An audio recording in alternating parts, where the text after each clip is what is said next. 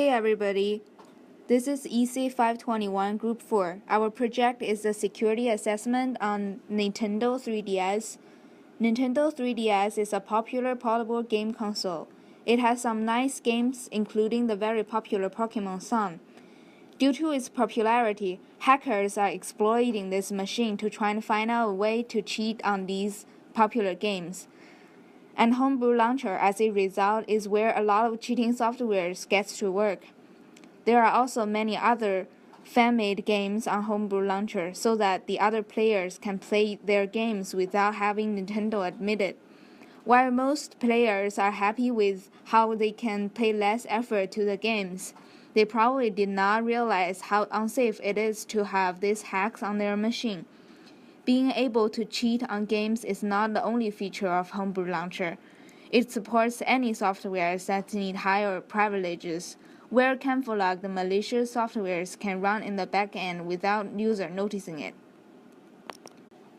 Nintendo 3DS major attack surfaces include wireless services that communicate to the internet, vulnerability application softwares, hardware peripherals like SD card slot, RAM memory, and microprocessors.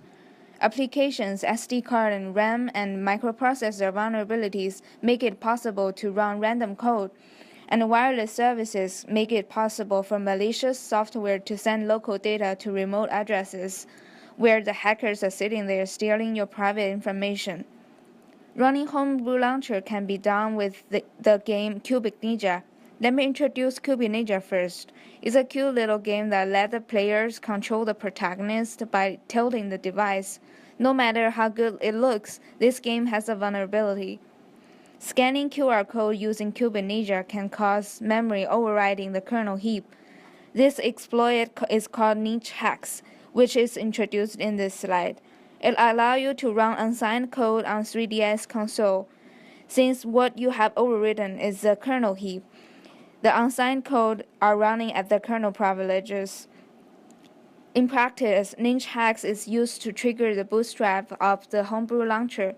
Opening Homebrew Launcher with Cubic Ninja needs user to prepare Homebrew Launcher critical files in the SD card before they can scan the QR code, and then scan the crawling code in respect of the console's current firmware version. Another vulnerability of 3DS is that the system can be downgraded. And downgraded means replacing the higher version of operating system with the lower version.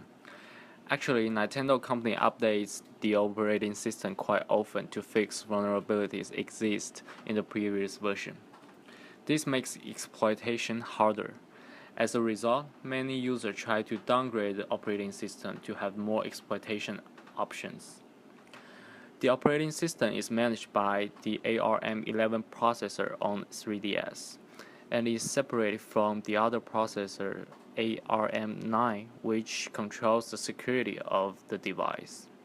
This means if we can gain control of the ARM11 kernel, we should be able to accomplish downgrading easily. And this could be done by messing up with the memory. So first call memory allocator function, and then go through the memory chunk and map them to the user space. Then add memory block information to the kernel process. After we have the kernel privilege, simply have the processor updates the device with lower version of operating system. And besides ARM11, ARM9 processor could be also exploited by a MCU reboot. The MCU reboot exploitation is used to run on-site program which is not verified by Nintendo company. To do so, wire the I2C to MCU reboot on our command. Then write a payload to the ARM9 processor and fill all its memory with NOP select followed by a JMP jump instruction that points to the payload. When finishing all these steps, simply keep rebooting until the payload runs. The payload could be any on-site program. In most cases, players use this to trigger the Homebrew Launcher, which we will introduce in the next slide. Homebrew, as a jailbreak platform, allows any third-party software to execute with userland access. If an attacker finds a security flaw from one of the homebrew softwares, he or she will have access to all the user's data. To demonstrate that, I want to introduce you an application preloaded on Homebrew called FTBrony. FTBrony is an FTP server for 3DS. It allows the user to wirelessly transfer files between the 3DS and another machine.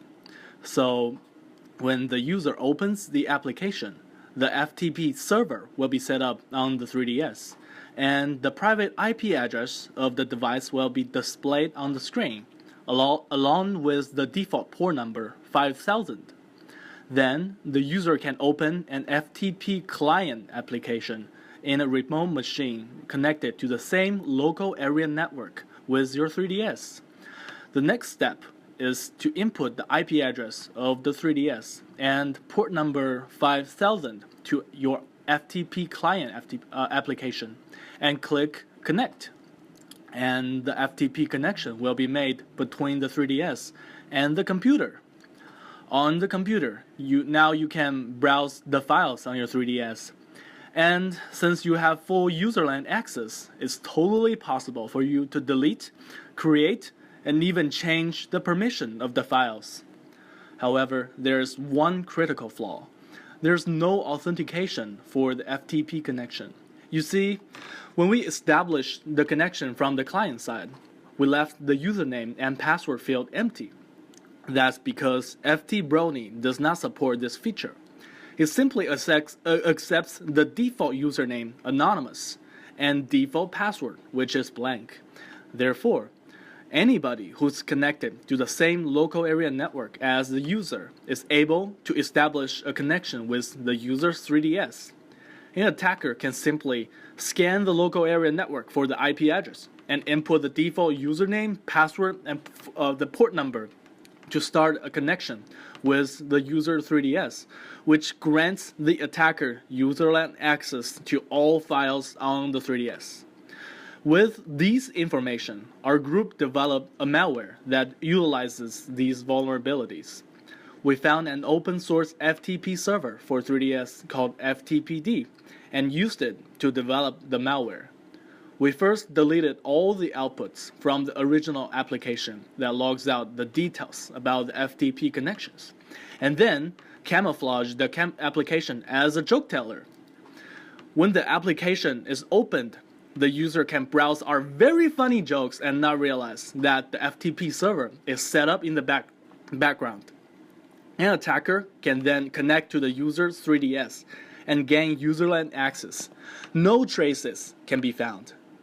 Now, we're going to demonstrate our malware.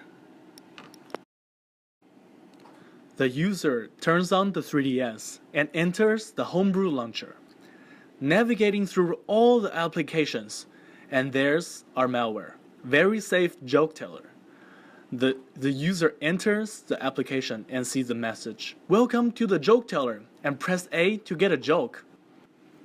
When the user presses the button, the jokes are shown on the screen in different colors, one by one. For the user, this is just a foolish application that tells bad jokes. Meanwhile, the user is browsing the amazing jokes from our joke teller. The application already finished setting up the FTP server in the background. This is the opportunity for the attackers to establish an FTP connection with the user's 3DS. First, we need to scan the local area network in order to locate the IP address of the Nintendo 3DS. Here, Nintendo Entertainment Device. All we need is the IP address, and we can go to the FTP client application for the next step. The application we're using is called FileZilla. Here, let's put in the IP address we obtained from the IP scanner, 192.168.1.116. Leave the username and password blank, just like the default settings, and the port number is 5000. And connect. Here, directory listing of root successful. And now we, the attackers, have full userland access to this Nintendo 3DS. We can navigate through all the files, like the applications, the photos, like this one, or this one, or what about this one? Whoa, whoa, whoa, whoa, what is that? Favorite professor. Anyways, the attacker now have full userland access, and we can create, delete, rename, or change the permissions for all the files.